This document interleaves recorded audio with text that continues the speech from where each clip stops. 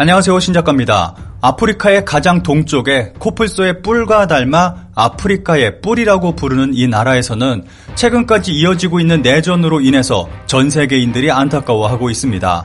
이 나라는 바로 에티오피아입니다.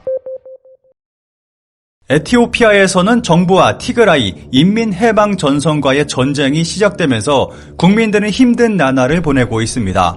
심지어는 1,900명이 학살당했다는 보도가 나오며 전 세계를 충격에 몰아넣기도 했습니다. 학살당한 사람 중에는 신생아부터 90대 노인까지 포함되어 있어 더 큰 충격을 안겨줬습니다. 인종청소를 목적으로 수많은 사람들이 목숨을 잃었고 그 가운데 여성과 노인, 아이들까지 희생당한 것입니다.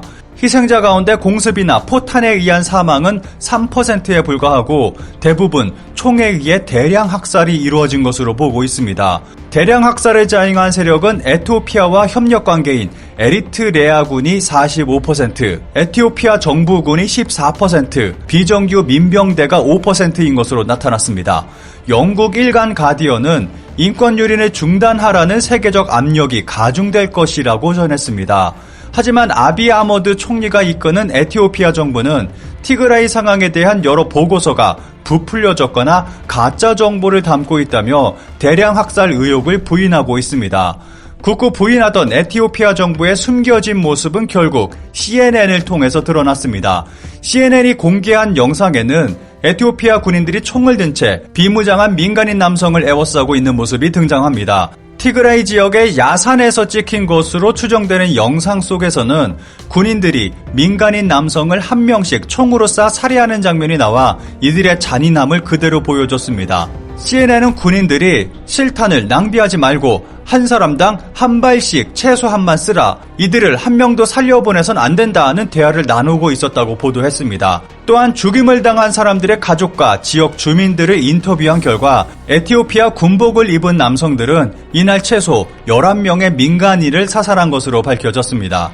아비 아머드 총리는 과거 이탈리아의 식민지였던 에리트레아와의 분쟁을 해소한 공로로 2019년 노벨 평화상을 수상했습니다. 하지만 노벨상을 받은 지 1년이 지난 후 정작 자신의 나라에서는 평화를 짓밟으며 전쟁을 일으킨 노벨 평화상 수상자라는 비난을 받고 있습니다. 가디언은 한때 아프리카의 성공 사례로 꼽혔던 아머드 총리가 나라를 위험에 빠뜨리고 있다면서 티그라이에 학대받고 버려진 피해자들은 세계에 외면당한 채 눈물의 바다에 빠져들고 있다고 지적했습니다. 그런데 또 다른 전쟁으로 외면당하고 생활고에 시달리고 있는 에티오피아인들이 존재합니다. 미국의 한인타운이 있듯이 에티오피아 외곽에도 한국마을이 있습니다. 마을 이름은 한국마을이지만 한국인은 살지 않습니다. 이곳에는 한국전쟁에 참전했던 에티오피아인들이 살고 있는 마을인데 현재 이곳에서 생활 중인 참전 용사들은 당시 전쟁이 끝나고 돌아온 지 얼마 지나지 않아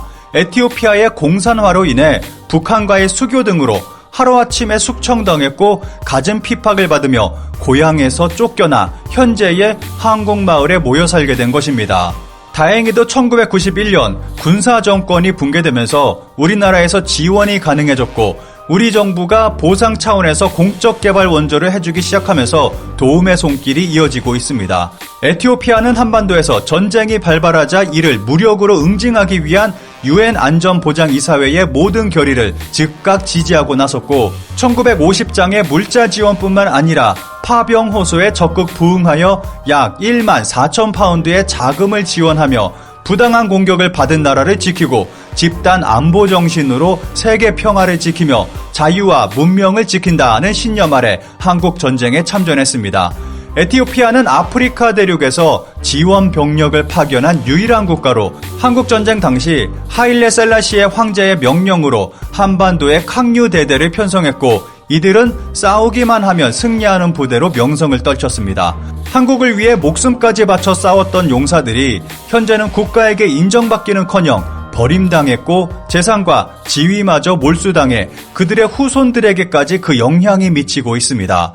지구 반대편에 위치한 에티오피아 소식을 전해들은 한국의 한 기업은 안타까움과 감사함을 표하며 발벗고 나서기 시작했습니다. 작년 이 기업에서는 6.25 전쟁 70주년 에티오피아 참전 용사 후원이라는 제목의 공지를 올렸습니다.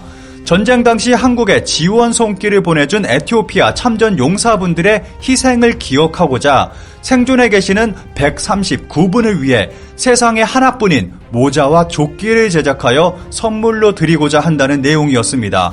한국과 에티오피아의 융합을 나타내는 디자인이 선보이며 모자에는 두 국가의 국기와 6.25 70주년을 상징하는 문구를 넣었고 조끼는 블랙 컬러를 바탕으로 주머니 라인에 골드 포인트를 주어 에티오피아 전통 의상의 문양과 색을 떠올릴 수 있도록 했습니다. 뿐만 아니라 조끼 뒷면에는 감사합니다 라는 뜻의 에티오피아어와 대한민국의 자유를 위해 목숨을 내어준 에티오피아 제국의 군인들에게 라는 감사의 메시지를 담기도 했습니다. 세상에서 단 하나뿐인 특별한 선물이 되기 위해 참전용사 한 분 한 분의 이름까지 새겨 넣어 감사의 마음을 전했습니다. 한국의 그 어떤 기업도 이 같은 따뜻한 나눔을 하지는 않았을 겁니다.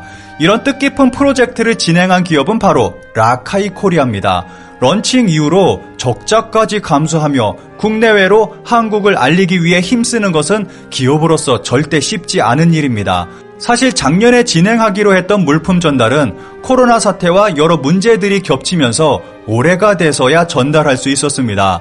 라카이 코리아는 이 소식을 많은 사람들과 함께 나누기 위해 기쁜 마음으로 자사 공식 홈페이지와 SNS에 공지를 올렸습니다. 라카이 코리아는 지속적인 후원을 위해 또 다른 상품을 기획했습니다. 바로 라카이 태극기 배지 3종입니다. 이 상품은 광복군 태극 배지 실버와 골드, 무궁화 태극 배지 3가지로 구성되어 있고 수익금의 일부는 에티오피아 한국전 참전용사 후원회에 전달될 예정입니다. 해당 제품 상세 페이지에는 라카이 코리아가 직접 인터뷰한 에티오피아 참전 용사분들의 영상이 올라와 있어 감동의 깊이를 더해주고 있습니다. 우리가 한국을 도울 수 있어서 행복한데 무슨 후회야. 한국 전쟁에 참여한 걸 절대 후회하지 않아. 우리를 잊지 않고 기억하고 찾아줘서 진심으로 고마워요.